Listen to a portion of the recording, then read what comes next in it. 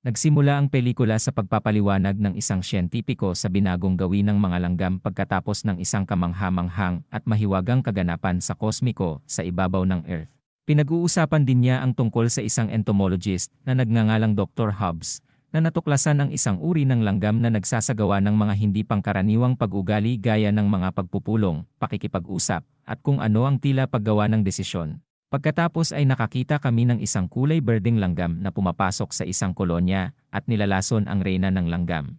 Hindi nagtagal, ang mga langgam ng kolonya, sa ilalim ng utos ng reyna langgam, ay lalong nagiging agresibo na nagbubunsod ng panloob na kaguluhan at malawakang pagpatay.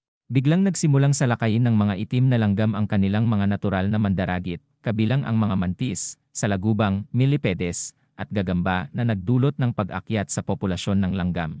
Pagkatapos ay pinutol ng eksena si Dr. Hobbs at ang kanyang kasama, si James, isang espesyalista sa impormasyon na bihasa sa cryptology. Ang duo ay makikitang nagmamaneho sa disyerto ng Arizona at sa lalong madaling panahon ay huminto sa isang abandonadong bayan. Nandito sila para mag-set up ng istasyon ng pagmamasid sa pananaliksik para sa kanilang pag-aaral. Habang sinisiyasat nila ang lugar, nakatagpo sila ng ilang mga haligi na may magkaparehong mga puwang sa kanilang mga tuktok. Si Dr. Hobbs ay kumukuha ng mga larawan ng mga haligi nang hindi alam na ang mga langgam ay nakatingin sa kanila mula sa mga puwang. Ang kanilang paggalugad ay humantong sa kanila sa isang bukid, kung saan natuklasan nila ang isang bangkay ng isang tupa na may maliit na butas sa katawan nito. Lumalabas na parang natagos at kinain ng mga langgam.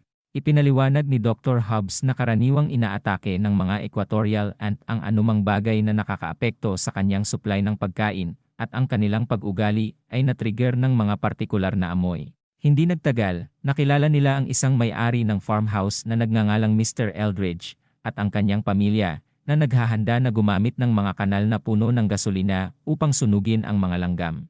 Pinayuhan ni Dr. Hobbs si Mr. Eldridge na lumayo sa lugar para sa kaligtasan at magbigay din sa kanya ng paunawa sa paglikas. Sa pag-alis nila, nakita nila ang apo ni Mr. Eldridge, si Kendra, na pauwi pagkatapos sumakay sa kabayo.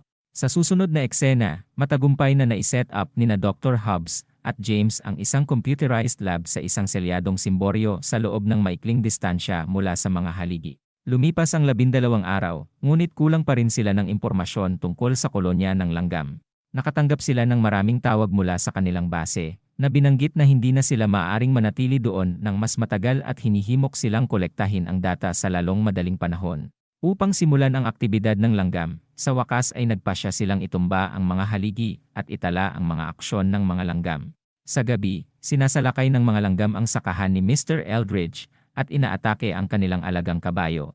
Sa kabila ng matinding pagsisikap ng pamilya Eldridge na iligtas ang mga hayop, walang saysay ang kanilang mga pagsisikap. Nang walang ibang pagpipilian, napilitan si Mr. Eldridge na barilin ang kabayo. Kasunod nito, sinunog ng isa sa mga miyembro ng pamilya ang isang kanal na puno ng gasolina sa pagtatangkang iwasan ang mga langgam. Ngunit huli na ang lahat dahil gumapang na ang mga langgam sa bubong ng kanilang bahay at sinimulan itong sirain. Bilang resulta, napipilitan ang pamilya na iwanan ang kanilang lugar at magmaneho palayo sa kanilang sasakyan. Sa istasyon ng pananaliksik, ipinaliwanag ni James kay Dr. Hobbs ang kanyang diskarte para sa pag-decipher ng komunikasyon ng ant. Sinabi niya na nire-record niya ang mga signal na ibinubuga ng mga langgam at pagkatapos ay iniuugnay ang mga signal na ito sa kanilang mga aksyon. Sa kabilang banda, ikinalulungkot ng pamilyang Eldridge ang pagbaliwala sa abiso ng paglikas. Naniniwala sila na maaaring naiwasan ang sakuna. Di nagtagal, napansin ni Mrs. Eldridge ang isang langgam sa buhok ng kanyang asawa gayon din sa kanilang sasakyan. Sa isang estado ng gulat, sinubukan niyang iwaksi ito.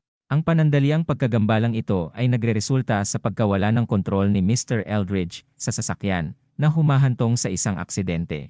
Pagkatapos nito, iniiwan ng pamilya ang kanilang sasakyan at tumungo sa istasyon ng pananaliksik upang humingi ng tulong. Makalipas ang ilang sandali, pinakialaman ng mga langgam ang makina ng sasakyan na naging sanhi ng pagsabog nito at nagresulta sa pagkawala ng kuryente sa istasyon. Sa paghihinala sa presensya ng mga langgam, nagspray si Dr. Hobbs ng lason sa paligid ng istasyon na hindi sinasadyang naapektuhan din ang pamilya Eldridge. Kinaumagahan, lumabas sina Dr. Hobbs at James sa labas ng istasyon na nakasuot ng kanilang protective suit.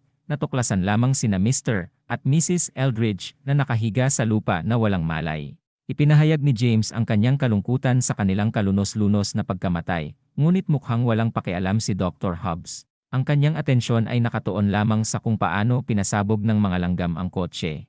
Sa pagpupumilit ni James, sinusuri ni Dr. Hobbs ang isang namatay na katawan at natuklasan na ang mga langgam ay gumawa ng butas sa palad kung saan sila ngayon ay gumagapang palabas. Habang nangungulekta ng mga spesimen ng langgam para sa kanilang pag-aaral, napagtanto nila na buhay pa si Kendra. Gayunpaman, nang makitang patay ang kanyang buong pamilya, namatay si Kendra, na nag-udyok sa dalawang lalaki na buhatin siya sa loob ng istasyon. Nang maglaon, pinag-uusapan ng dalawa kung paano mag-aral pagkatapos ay mga langgam kapag nalipat ang atensyon ni James kay Kendra. Sa pagtatangkang tiyakin ang kanyang kaligtasan, iminumungkahi niya na tumawag ng rescue helicopter, ngunit nangangamba si Dr. Hobbs na ang naturang pagkilos ay malalagay sa alanganin ang kanilang misyon. Sa sandaling yon, pumasok si Kendra sa kwarto at nagpakilala. Nang makakita ng langgam sa isang test tube, napagtanto niya kung paano nito pinatay ang kanyang kabayo at ang kanyang buong pamilya. Pinasisigla siya nito ng galit na nag-udyok sa kanya na basagin ang lalagyan. Mabilis na nag-react, hinawakan ni James si Kendra at inilabas sa kwarto, habang si Dr. Hobbs ay nagpatuloy sa pagdidisimpekta sa kwarto sa pamamagitan ng pag-aalis ng lahat ng langgam sa loob. Sa kasamaang palad, si Dr. Hobbs ay nakagat ng langgam sa prosesong ito. Samantala, sa kolonya ng langgam, ang mga itim na ants ay nagpapasa ng dilaw na lason sa kanilang mga sarili. Ang mga nakipag-ugnay sa lason ay nakatagpo ng agarang kamatayan, ngunit kusang loob nilang isinakripisyo ang kanilang sarili upang makaabot sa reyna.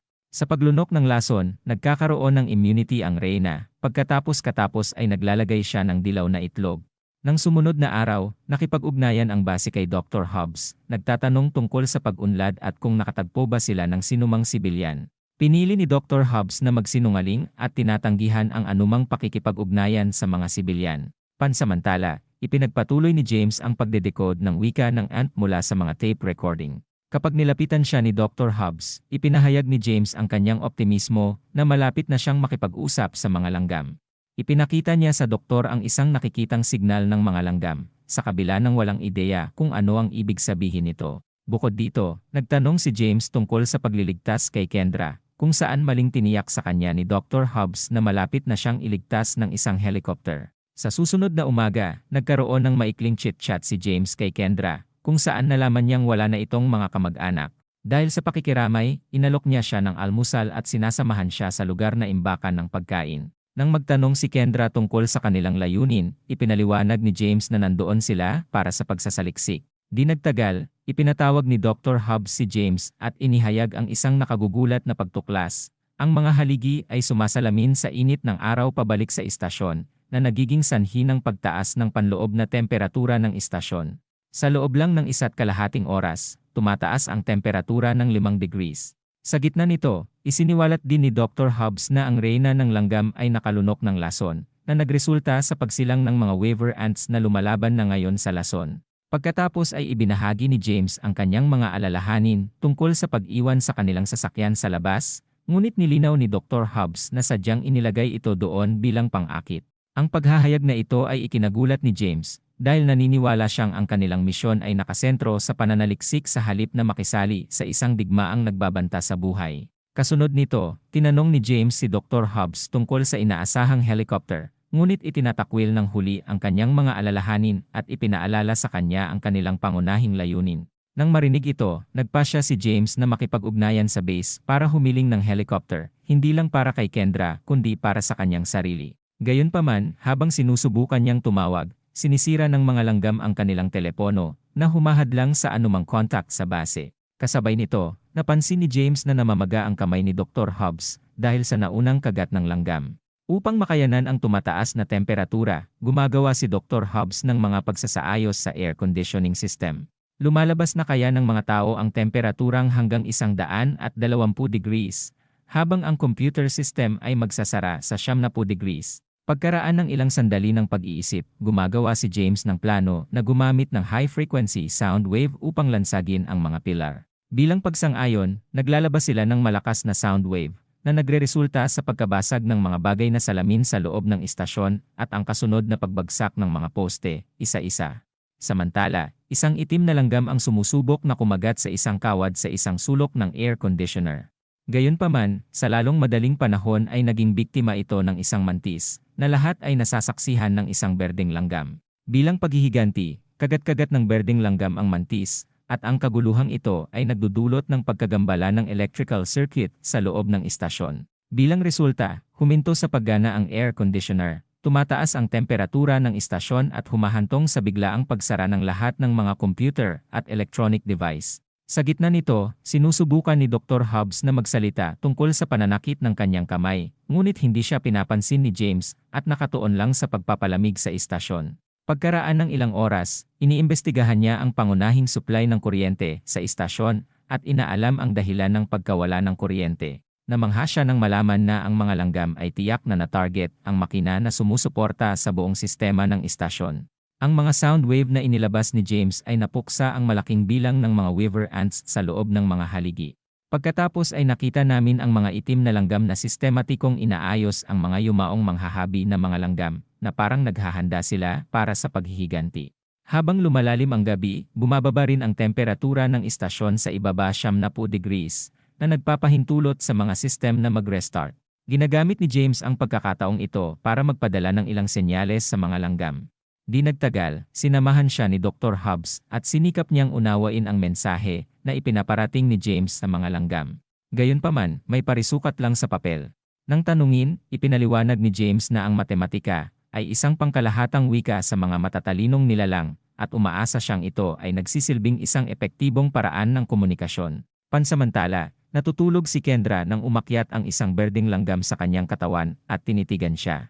Mabilis niyang napansin ang presensya nito at ibinulong ito na umalis. Nakapagtataka, sumunod at umalis ang langgam nang hindi nagdudulot ng anumang pinsala sa kanya. Kinabukasan, sa pagsikat ng araw, ang mga haligi ay muling nagpapakita ng init patungo sa istasyon na lubos na nagpapataas ng temperatura nito. Nagdudulot ito ng masamang pakiramdam ni Dr. Hobbs, ngunit sa kabila nito, tumanggi siyang tinanggap ang tulong ni Kendra. Habang nagbibigay ng masasamang salita sa kanya, napansin ni Dr. Hobbs ang isang berdeng langgam sa istante at nagmamadaling durugin ito. Nagawa ng langgam ang makatakas patungo sa kaligtasan, ngunit si Dr. Hobbs, sa kanyang pagkabigo, ay sumumpa na papatayin ito sa anumang paraan. Dahil sa takot, nagmamadaling ipatawag si Kendra kay James, at pagdating niya, si Dr. Hobbs. Napatay na ni Hobbs ang langgam matapos magdulot ng kaguluhan sa silid. Kinagabihan, pinag-iisipan ni Dr. Hobbs ang kanyang mga aksyon buong araw at humihingi ng paumanhin kay James para sa problemang idinulot niya. Pagkatapos ay nagpatuloy siya upang ipaliwanag kay James ang tungkol sa mga kolonya ng langgam at kung paano nila sinusunod ang disiplinang itinakda ng Queen Ant. Iniisip niya na kailangan nilang patayin ang reyna langgam para makatakas sila. Gayunpaman, pinayuhan siya ni James na manatiling kalmado. Aminin na wala silang kapangyarihan laban sa matalinong langgam. Sinabi niya na ang tanging pag-asa nila ay maghintay ng tugon mula sa mga langgam sa umaga. Sa sandaling iyon, sumigaw si Kendra nang makakita ng daga sa monitor. Mabilis na sumugod ang dalawa sa kanya at nasindak silang masaksihan ang isang nakababahalang tanawin, napapatay at nilalamon ng mga langgam ang daga nang wala sa oras. Makalipas ang ilang sandali, nagpadala ang mga langgam ng tugon, isang bilog sa loob ng isang parisukat na may maliit na tuldok na nakapaloob sa loob ng bilog. Sa una, naguguluhan si James sa mensahe. Gayunpaman, pagkatapos pag-aralan ito ng ilang panahon, nalaman niya na ang buong pagsubok ay isang kinokontrol na eksperimento kung saan sila ang mga paksa. Nilalayon ng eksperimento na matukoy ang pinakamatalino at pinakamalakas sa kanila, ngunit hindi pa rin matukoy ni James ang kahulugan ng bilog at maliit na tuldok. Pagkatapos, ipinapalagay niya na may hinahanap ang mga langgam, posibleng siya ang nanakit sa kanila. Nang marinig ito, naalala ni Kendra ang kanyang pagtatangka na patayin ang mga langgam kanina at natakot siya. Di nagtagal, tinawag ni Dr. Hobbs si James at isiniwalat na nahanap na niya ang reyna.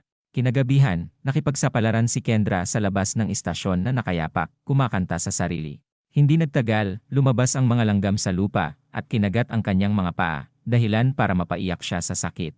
Bumalik sa istasyon, ipinagpatuloy ni James ang kanyang pagsisikap na makipag-usap sa mga langgam sa pamamagitan ng mga guhit, habang determinado si Dr. Hobbs na patayin ang reyna at palayain ang mga sarili. Iminumungkahi ni James na manatili sila sa loob, ngunit si Dr. Hobbs, na nadaig ng pagkabigo, ay nilukot ang papel ng mensahe at ipinilit na harapin ang mga langgam. Sa sandaling iyon, napagtanto ni James na ang tuldok sa loob ng bilog ay talagang kumakatawan kay Dr. Hobbs. Kasabay nito, natuklasan ni James ang isang mensahe mula kay Kendra at nalaman niyang isinakripisyo niya ang kanyang sarili para palayain sina Dr. Hobbs at James. Ngunit sa oras na yon, umalis na si Dr. Hobbs sa istasyon na nakayapak. Nagmamadaling humabol si James sa pagtatangkang pigilan siya, ngunit huli na ang lahat ng mahulog si Dr. Hobbs sa isang malalim na hukay. Maraming langgam ang nagkukumpulan at agad siyang pinapatay. Pagkatapos ng kalunos-lunos na kaganapang ito, isinuot ni James ang kanyang damit na pangproteksyon at pumunta sa pugad na may dalang canister ng insecticide. Gusto niyang patayin ang reyna ngayon. Sa kaibuturan, si James ay may pag-asa na ang mga langgam at mga tao ay maaaring makahanap ng paraan upang magkasabay, kahit na kinikilala niya ang imposibilidad sa puntong ito. Sa pamamagitan ng kanyang pag-aaral, nakakuha si James ng mga insight sa bilis ng pagpapalawak ng mga langgam, kapangyarihan ng organisasyon, mga paraan ng network at komunikasyon, lason, at genetic adaptability. Bilang resulta, kumbinsido siya na ang mga langgam ay palaging mananatiling isang hakbang sa unahan, marahil ay nagbabanta sa mga kanayunan at bayan. Ang tanging opsyon, gaya ng iminumungkahi ni Dr. Hobbs, ay patayin ang reyna. Sa wakas, nakita ni James ang pugad ng reyna at naglabas ng tangke ng lason bago bumaba dito. Doon, nasaksihan niya ang isang kamay na umuusbong mula sa lupa. Ito ay si Kendra, na mahimalang nananatiling hindi nasaktan ng mga langgam. Magkayakap ang dalawa, at sa sandaling ito, napagtanto ni James na ang aktwal na plano ng mga langgam ay makibagay sa sangkatauhan at gawin sila na bahagi ng kanilang mundo. Sa isang voice-over, sinabi ni James na hindi nila alam ni Kendra kung anong mga plano ang mayroon ang mga langgam, ngunit naghihintay sila ng mga tagubilin. Kung nagustuhan niyo ang videong ito, please subscribe sa channel para sa iba pang mga video. Maraming salamat po.